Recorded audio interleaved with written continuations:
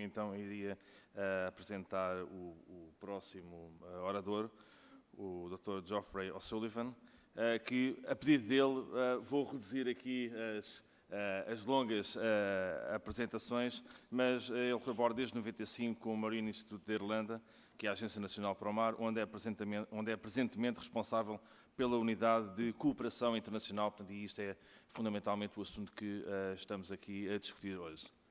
The floor is yours.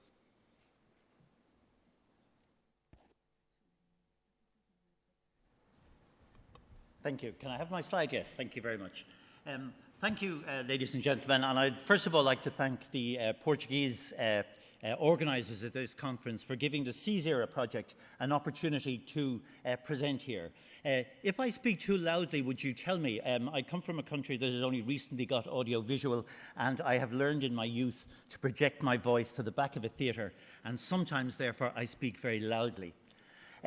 As we said, I am actually representing the CZERA project. I belong to the Marine Institute in Ireland, but I lead part of the CZERA project relating to the Atlantic. And CZERA is a European research area network of marine research funding organisations from around Europe.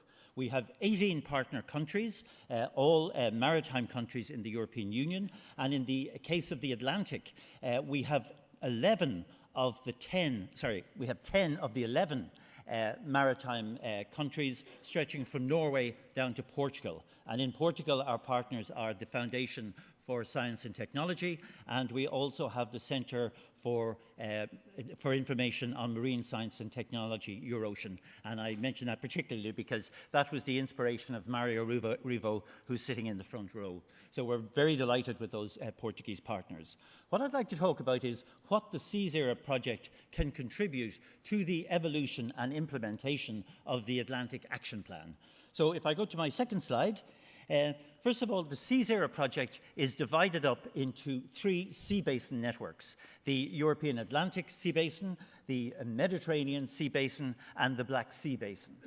We also have very strong links with a more mature sea basin network, which is called BONUS, which is in the Baltic, and is already way ahead of us in terms of cooperation between funding agencies and joint funding. And you can see from the little illustration there that we represent a very diverse range of nationalities and peoples. And we find the sea basin approach very appropriate because while we can identify common issues with respect, for example, fisheries or biotechnology or ocean energy, the implementation and the solutions are very much determined by cultural attitudes, local political interests, and capacities in these various countries. So that while the issues tend to be similar, the solutions tend to be very much based on local capacity, local interest, and therefore we found this sea basin network, sea basin strategy, as is adopted by the European Union, to be very appropriate. Now, in the case of each of these networks, we have all produced a strategic research plan or a research prioritization plan for our sea basins. So we have a sea basin plan for the Mediterranean, we have one for the Black Sea, we have one for the Atlantic, which there are a few copies still left outside, and then, as I said, there is the more developed and mature strategy for the Baltic.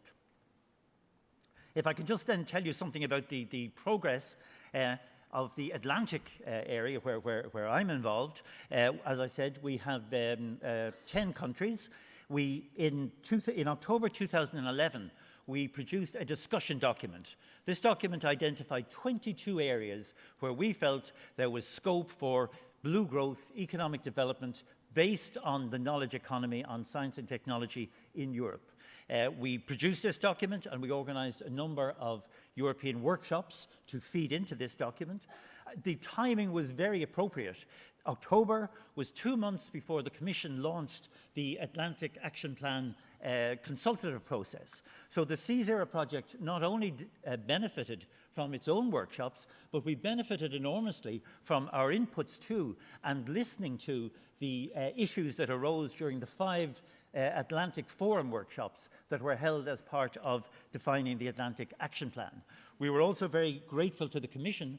They put our discussion document on the Atlantic Forum website. So it provided also part of the input to defining the Atlantic Action Plan. And in fact, we feel that the Atlantic Action Plan, as launched by the Commission in May 2013, is a very good reflection also of the recommendations that we as a network would make. What we have done since then is we have produced we produced a discussion document, and now we have produced a final report. We have tried to keep this report very short because all of the workshop proceedings that led to this report are actually on the website, and you can find them. So we have also reduced the 22 priorities to 11 priorities, which I'll show you in a minute. And we have tried to keep the text very short. In other words, for each section, we provide a vision statement. We identify key reports in that area. Because we were a short project, there are many excellent networks in Europe that are very specialized in sectoral areas, whose work, I don't say it's much better than ours, but it is much better than what we could do because they are specialists. And also then, we tried to summarize some of the research priorities that we felt were important. And the plan that we have come up with, and we call it Towards a Strategic Research Agenda, they won't be any surprise to you. They're the ocean frontier. They're the impacts of global climate change. They relate to the protection of the marine environment, renewable energy, transport and surveillance, heritage, the blue bioeconomy, fisheries, aquaculture, and seafood processing, non-living resources. And then we saw three issues that we felt were supporting issues, supporting initiatives that we felt needed to be implemented. These were a European Atlantic Ocean Observing System, a European Atlantic Marine Socioeconomic Assessment Capacity, and a technology foresight platform where we could look at the new and emerging sciences that were coming down the line. And in fact, we can already say that with respect to issue 10, the socioeconomic network, in the discussions yesterday, it was very obvious that it is very difficult to get information on what the ocean economy is actually worth to member states. So thanks to the Interreg program, we have been able to set up a pilot project bringing together socioeconomic research institutes from the Atlantic seaboard, that's from Norway down to Portugal. And these are already looking at how we collect information that is comparable between member states and how we develop indicators that are comparable between member states so we can see how the ocean economy contributes to social and economic development, and what are the measures we can use that allow comparison between member states so we can look at who is doing best and what are they doing because that demonstrates they're doing best. So we see this report as an input to the further development and implementation of the Atlantic Action Plan. And we hope that in the partnership agreements and in the operational programs, and when individual work programs are being developed on an annual basis, that this will be one input where those people who are putting together these action plans can look into our document and say, oh yes, in ocean energy, this is something we must do. In marine biotechnology, this is something we must do. So we look on this as an aid to those who are further developing the action plan. As I said, we're very happy with the action plan as published by the Commission. Just two or three words then, where are we going next? Well, obviously, we have a network in the Atlantic Sea Basin. We obviously are looking very much at how now we can engage more actively with the implementation and rollout of the Atlantic Action Plan.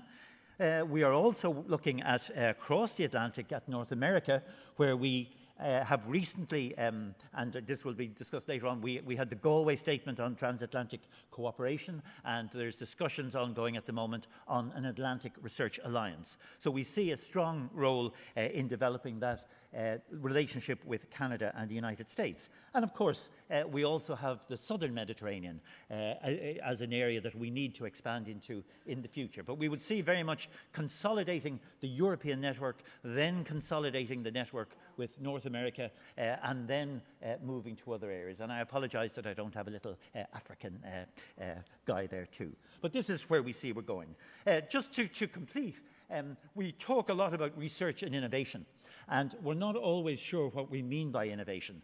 And in this context, I love to quote the French essayist Marcel Proust, who said, "The real act of discovery consists not in finding new lands, but in seeing it with new eyes." And I think that's what blue growth is all about.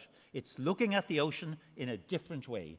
It's looking at the technologies we have and saying, how can we apply this technology to the ocean? It's seeing it with new eyes. So on behalf of the Seas Era Consortium, I'd like to thank you very much for this opportunity to speak to you. Thank you.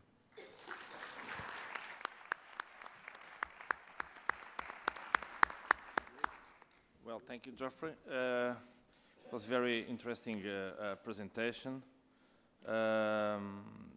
É evidente que nós já nos apercebemos que já há algum trabalho feito e vai ser, de facto, necessário, especialmente com o Plano de Ação para o Atlântico 2014-2020, abrir novos horizontes e reforçar esta cooperação a nível científico internacional, olhando também para os nossos vizinhos do outro lado do Atlântico. Portanto, vamos ter que, de facto, criar um modelo ou adaptar um modelo que desenvolvido tradicionalmente na Europa, mas abrir ao Atlântico e englobar todos os parceiros, todos os vizinhos desta grande bacia que é o Oceano Atlântico.